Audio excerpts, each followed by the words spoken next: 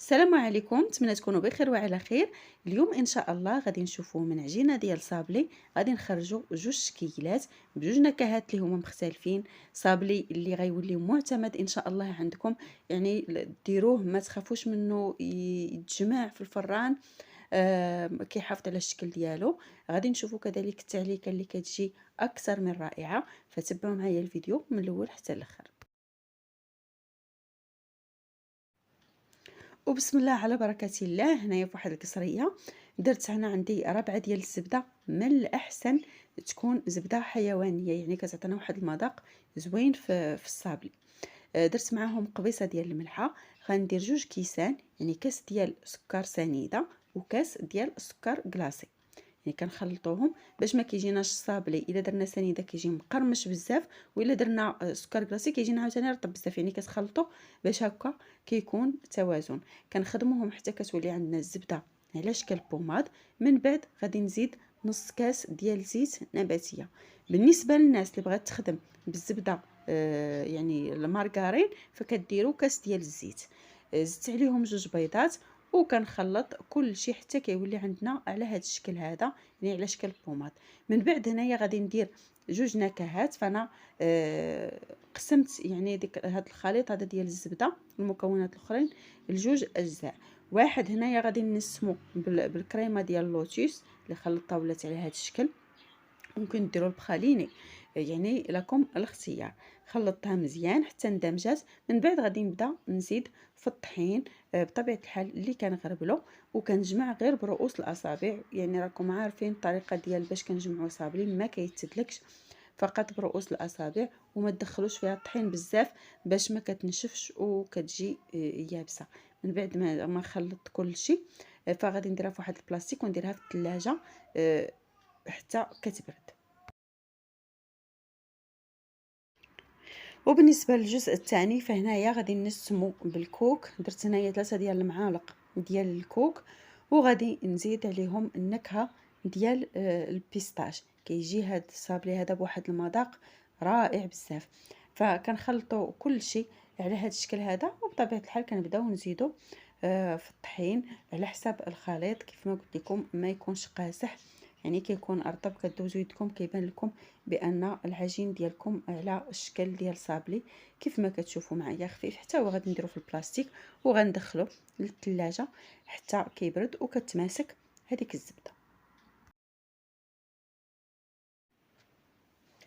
ومن بعد فهنايا كنطلقوه على ما بين جوج بلاستيكات، يعني ما ديروش الطحين باش ما كينشفش الصابلي. غنطلقوه ما بين جوج بلاستيكات صابلي. احسن حاجه هو انه يكون رقيق، يعني مادام غادي تلصقوا وحده مع وحده فصابلي ديروه رقيق باش ما كيجيش هكا غليظ وكيجي باين بحال ديال الزنقه، داكشي اللي كيتباع يعني هكا غليظ. هنايا انا اختاريت هذا المطبع هذا، يعني كتختاروا الشكل اللي بغيتو كيف ما هكا. واحسن حاجه يعني مادام كديروه رقيق فغادي تدخلوه للمجمد حتى كيبرد واحد شويه كيتماسك. شوفوا معايا كيفاش يعني صابلي شاد راسو صافي. وكتبداو كتحيدوه بهذه الطريقه هذه وكتستفوا في واحد اللاطه اللي فوق منها السيليكون. هنايا بالنسبه للشكل الثاني حتى هو غادي نطبعوا بهذا المطيبع هذا، يعني وحده عاديه ووحده اللي مثقوبه من الوسط. وكتحسبوا بطبيعه الحال يعني شحال ما درتو كيف راكم كتحسبوا باش كيجيكم الحساب هو هذاك. ملي كتقطعوه حتى هو فكديروه في واحد البلاطو ولا وكتدخلوه للمجمد واحد 5 دقائق، يعني كيتماسك باش كيجيكم ساهل في الهزه ديالو.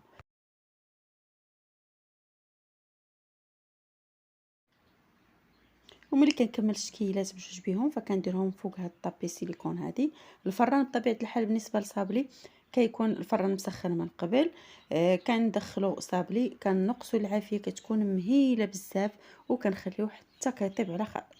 بالنسبه لهاد الصابلي اللي فيه البيستاش فما تخليوش حتى كيتحمر، فقط يعني ملي كيبان لكم بانه طاب صافي كطفيو عليه، ما تخليوش كيتحمر لان اللون ديالو ملي كيتحمر كيتبدل.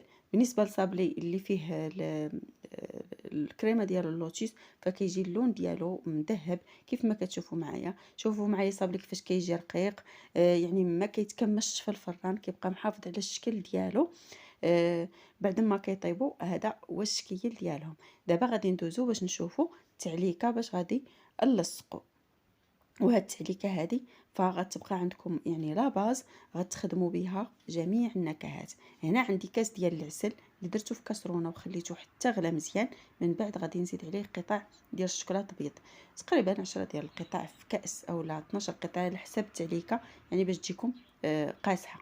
صافي هنايا خارج النار، يعني راه عندي العسل سخون، غادي ندوب فيه داك الشوكولاط حتى كيولي على هذا الشكل هذا. شوفوا معايا كيفاش يعني راه باقي دابا سخون ومازال غادي يزيد يعقد. من بعد فانايا قسمتهم على جوج زليفات هكا، كل جزء غادي نديرو بنكهه معينه. هاد النكهه الاولى درت هنايا هذا البندق اولا النوازيط، نكهه ديال النوازيط. وهذا الثاني هذا درت فيه نكهه ديال البيستاش. يعني كتلعبوا نتوما بالنكهات كيف ما بغيتو، وراه التعليكه كتاخذ داك اللون ديال ديك النكهه اللي نتوما درتو فيها. يعني هذه تقدروا تعتمدوها في كاع لي صابلي اللي كتوجدوا بحال هكا، يعني وتلعبوا بالنكهات كيف ما بغيتو. هذا هو الشكل ديالهم كيفاش كيجيو، يعني ما كيبقاش كيسيل عندنا في داك صابلي ملي كنحطوه. وهنا غادي نبدا نلصق في صابلي، فكندير الظهر على الظهر، يعني ديك الجهه ديال الزواقه ديال السيليكون كتجينا باينه سواء من صابلي التحتاني لا من صابلي الفوقاني. فكنديروا شويه ديال التلصيقه الوسط بهذا الشكل هذا صافي، وكنثبتوا الجزء الفوقاني. من بعد هنايا كندير شويه ديال الجليكوز في الجناب على هذا الشكل هذا، وكنزوقوا باش ما كان يعني ممكن حبيبات ديال يعني اي حبيبات هكا زواق. هنايا في الاول درت هاد الزريعه اللي ملونه، ولكن جاني واحد الشكل اخر، يعني واحد الحبيبات اخرين، فغادي تشوفوهم في الاخر ديال الفيديو، هما اللي كملت بهم الصابلي. يعني لكم الاختيار ديروا اللي بغيتو. صافي وكتحطوه على هذا الشكل هذا. كيجي الشكل ديالو صراحه زوين والمذاق واعر، كيجي فيه المذاق ديال الكوكو ديال البيستاش، شي حاجه اللي زوينه بزاف. بالنسبه لهذا الشكل هذا اللي داير بحال السحابه ولا المهم يعني هذا الشكل هذا، فحتى هو غادي نلصقو بديك التعليكه كيف ما كتشوفوا معايا. الا شفتوها قساحت بزاف فممكن انكم ديروها غير في باماغي بحال هكا حتى كذوب، كتعاودوا كتخدموا بها. هنايا لصقت جوج ديال صابلي بحال هكا، ودرت واحد شويه ديال الجليكوز اللي غادي ندير. يعني غادي نلصق واحد نص كركاعه، وكنغطس غير النص ديالو في الشوكولاته هكا اللي كنت مذوبه من قبل. كيف ما كتشوفوا معايا كيجي حتى هذا الشكل زوين حتى هو، وديك التعليكه وداك المذاق ديال النوازيط كتجي زوينه بزاف. صافي هنايا وغادي تحطوه فوق شي بلاطو اللي كيكون مفرش بالبابي اكويسون حتى كينشف داك الشوكولات. يعني ملي كتحطوه مره مره كتكحزوا باش ما كيبقاش داك الشوكولات شاد في بلاصه واحده. وهادو هما الشكيلات بجوج كيجيو زوينين، شكيلات اللي هما مختلفين غير من عجينه وحده وبجوج نكهات اللي هما مختلفين. صراحه كيجي واحد البلاطو اللي هو زوين بزاف. ممكن تضاعفوا الكميه ديال الزبده وتخرجوا اكثر من هاد جوج الشكل، يعني تمشيو حتى ل4 ديال الشكيلات اولا 5. فلكم الاختيار. كنتمنى الفيديو ينال الاعجاب ديالكم، ما تنساونيش من التعاليق الزوينه ومن البارطاج مع الاهل والاحباب.